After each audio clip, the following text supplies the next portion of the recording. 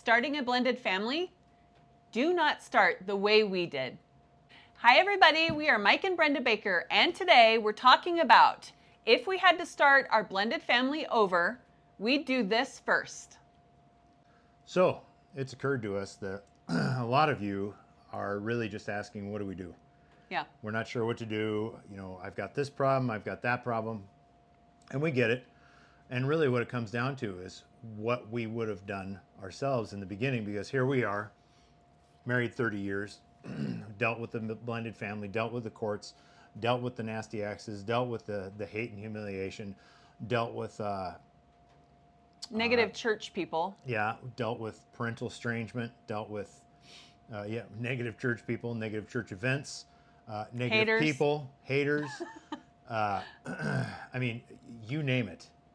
And we've dealt with it in the last 30 years. And so what we wanted to do is take a step back, and we want to do it in a manner that reminds you that just because you may be 5, 10, 15 years into a blended family doesn't mean you can't go back to what you would have done and start today. Because you've heard the thing about a tree. The best time to plant a tree was 20 years ago. The second best time to plant a tree is today.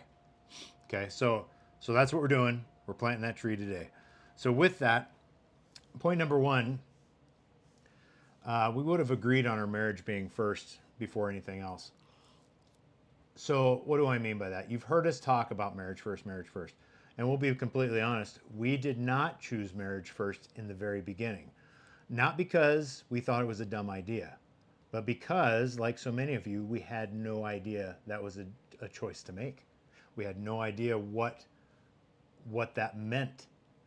What do you think of that? Yeah, I agree with you. Yeah. And remember, if you're new to us and you haven't seen any of our videos yet, we did not have anybody to coach us and help us to build our blended family in the best way possible. That's why we're here. We want you to blend your families together in the best way possible. And like Mike said, your marriage comes first. Now, if you are the type of person that says, oh, I'm not going to do that, you might as well just leave now, because this is what our channel is about.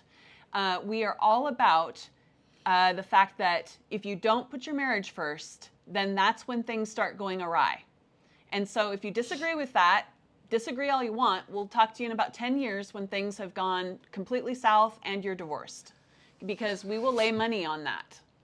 We've seen it happen many, many, many times.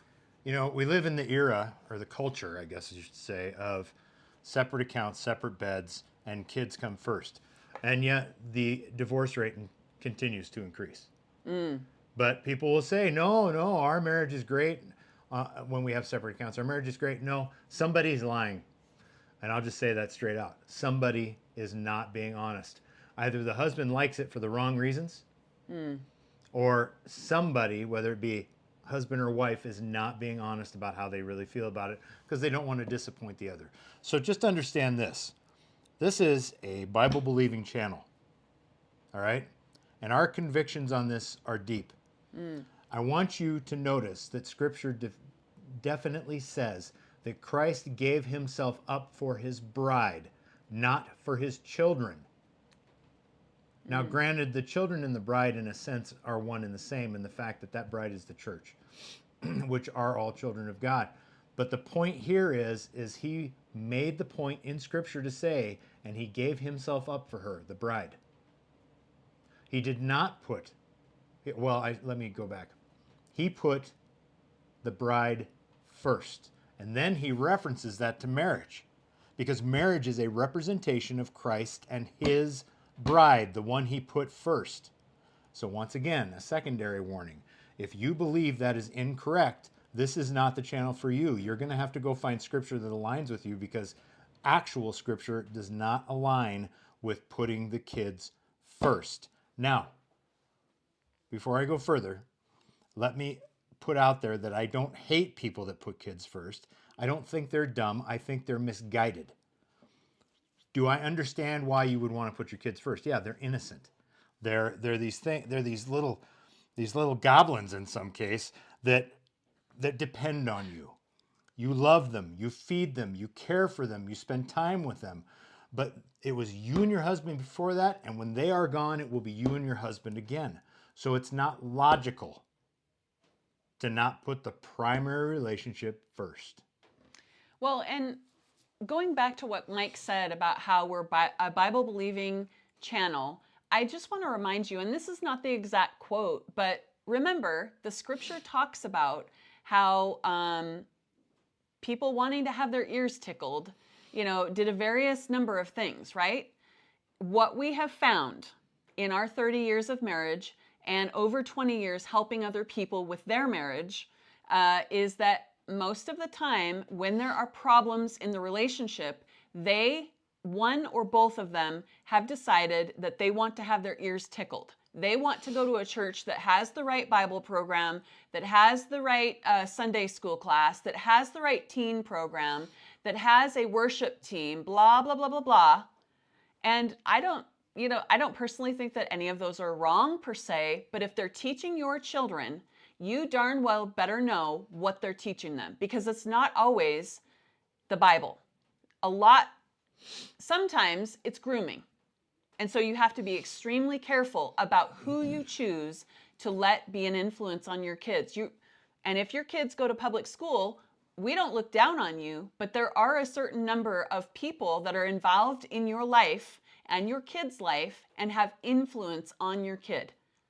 So, do you want your church experience to be the same way? And this is another thing that we've seen over and over and over again with blended families, is they choose a church that tickles their ears instead of giving them the truth. So please do not be that way, because it will ruin your marriage. Yeah, and that's very interesting. Brenda and I were talking about how Scripture says, that if you cast your cares upon Him, this is paraphrased, He will lighten your load, or He'll give you rest. Well, what work are you doing when it comes right down to it? What work are you really doing? I'm not talking about your 9 to 5. Okay, I'm talking about what work are you doing. Now it says, do all work as unto the Lord. Okay, so whether you're working for somebody or for yourself, that work should be heartily as to the Lord. But when you get home and you complain about how you can hardly make your bills and all that, what are you doing to change that? You pray to God to give you relief, but then you sit on your rear end in front of a TV, or you play video games. And I'm not downplaying either one of those. There's a time and a place for those. There's a time when you just gotta completely disconnect. I can't read a book because I can't even keep my eyes open. I'm going to watch 10 minutes of TV and go to bed, right? And I get that. But the point here is, if you're not willing to do the work in your marriage, don't expect a great marriage. Our marriage is great. Yeah. And we're not touting ourselves. It just is. We did the work. We do. We do the work. And we still do the work. Yeah. But the point is when I'm not lazy. She's not lazy. We are both very active in the fact that I work a lot, and then I come home and I spend a couple more hours on some of the side things we've got going because I'm not lazy. However, in there, our time is intentional, because even though I have other obligations, she is still first.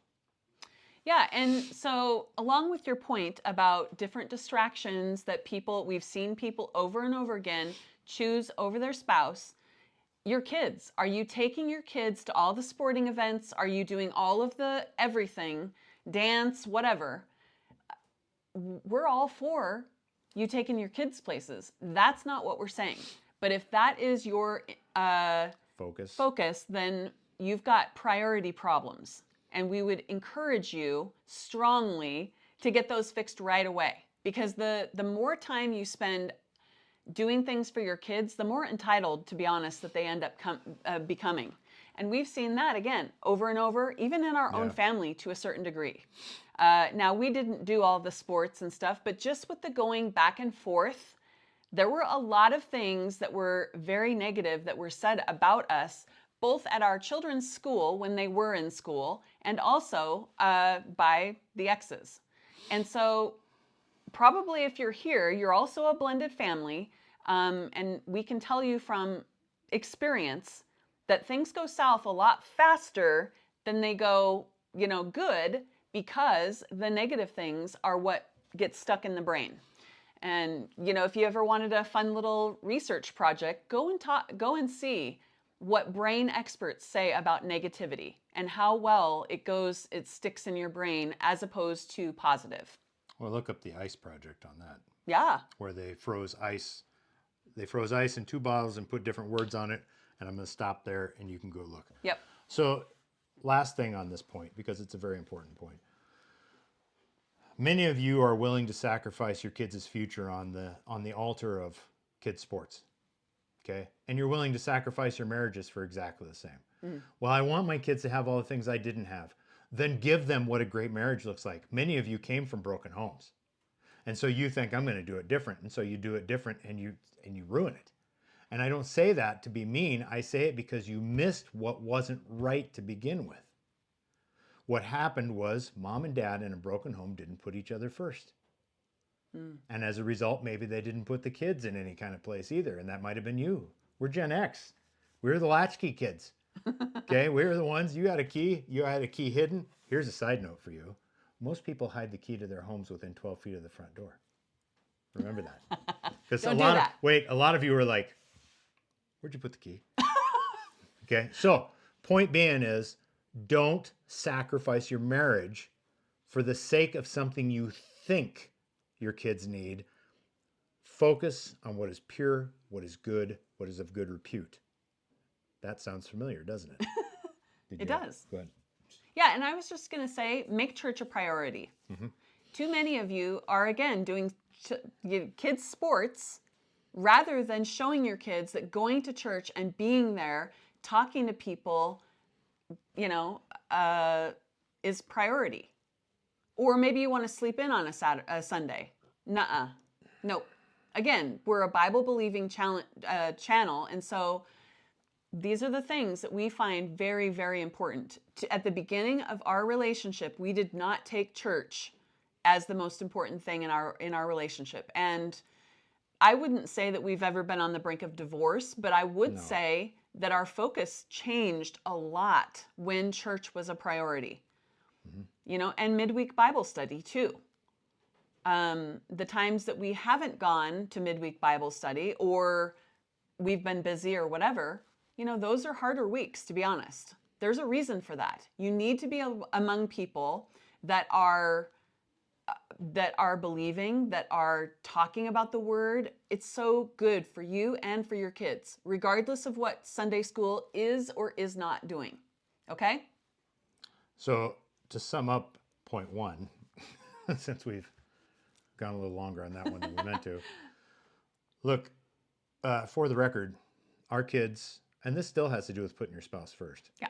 Our kids had a robust sports life growing up. However, we did not participate in Sunday games or activities with those sports. That was the rule. Rule with the boys was if you want to get in sports, understand Sunday's a no-no. And the boys knew that. Now, we did have some coaches who punished us for that. They didn't like it. They thought it was ridiculous. They thought, well, your kid's not committed. And so as a result, they were negative with our sons, and they were negative with us. Today, our sons are like, no, I totally see what happened there. Because we have adult sons now, and they get it, all right? So don't think that you're teaching your kids to quit. You're not. You're teaching them to set boundaries, which brings us into number 2. We should have set boundaries about exes on day 1. Now, I want you to notice the terminology there. We didn't say we should have set boundaries with exes on day 1. We should have set boundaries about exes on day 1, meaning that we did not have, well, I don't want to say we didn't have a discussion. We had a discussion, but we didn't say, this is what these are our lines. These are our lines with your ex. These are our lines with this ex. These are our lines with the ex-in-laws, because we had to deal with them too. And here's what we're ultimately willing to do. We didn't have that discussion. Yep. If you haven't had, now we did later on. Maybe too late, I don't know. It just, because it's really easy for, what you're trying to avoid is that you're trying to create a space for as little pettiness and ridiculousness and immaturity as possible. And that's on your part too, okay? Because I was just as guilty of being dumb on more than one occasion and saying things I shouldn't have said. Probably to the boys or in front of the boys, although I actively tried to keep those opinions to myself. I don't know that I was able, but I never set that boundary. What do you think of that? Well, yeah, I agree with you. And I would add, one of the things that I think that we definitely should have talked about is when one or the other of us was dealing with an ex, how the other one was going to feel about said choices in the moment. Because we had many fights about mostly his ex, because mine wasn't really in the mix very long in the scheme of things. But I would get upset if I didn't agree with how he handled it.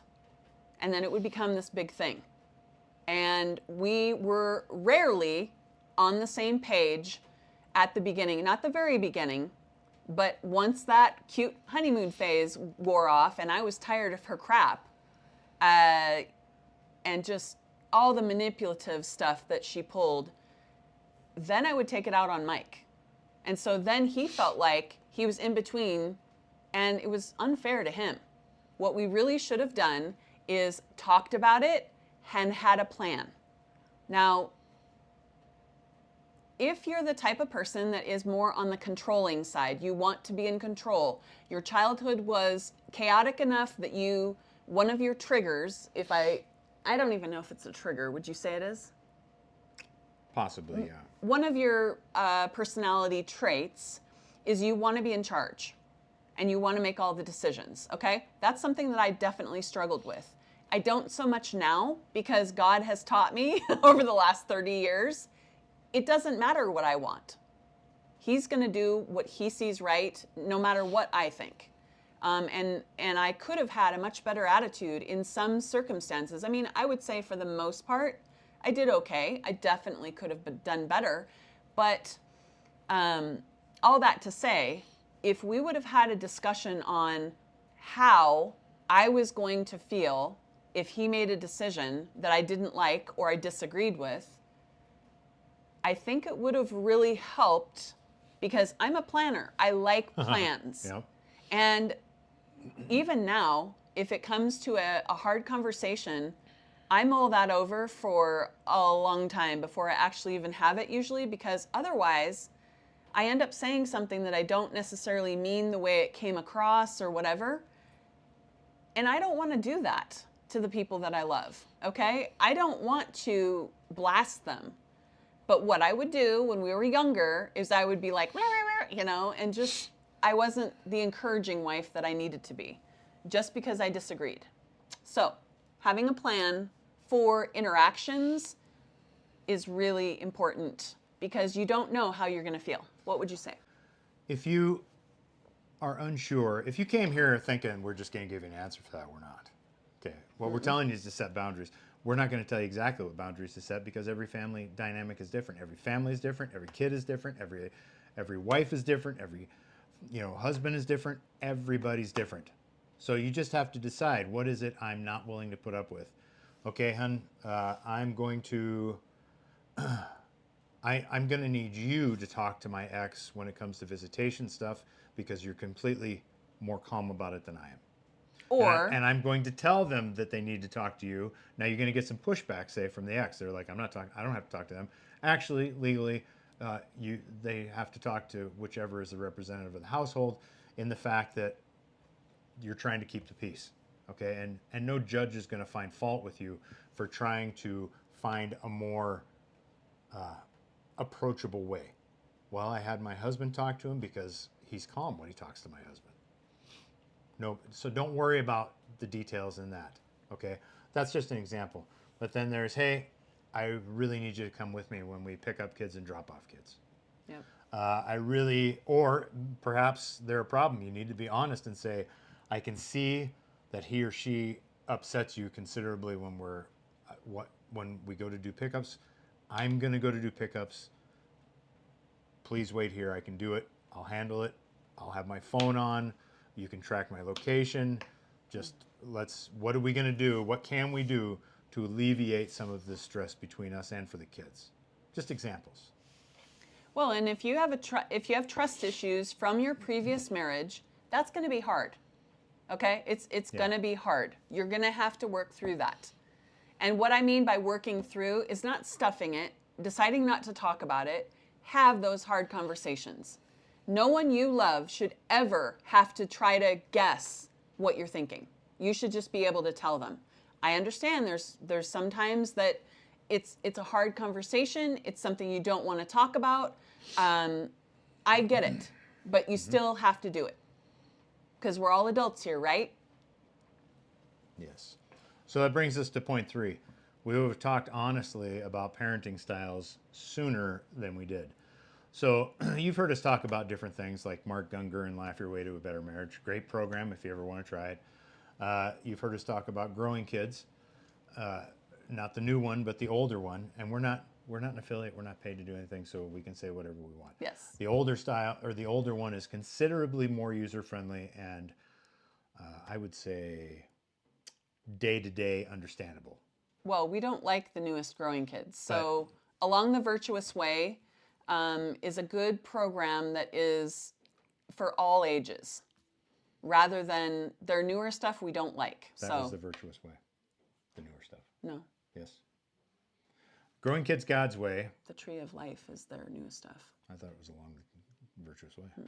Anyway, so Growing Kids God's Way is the older program, and it is, in our opinion, much more boots on the ground, much more what it looks like every day. So be that as it may.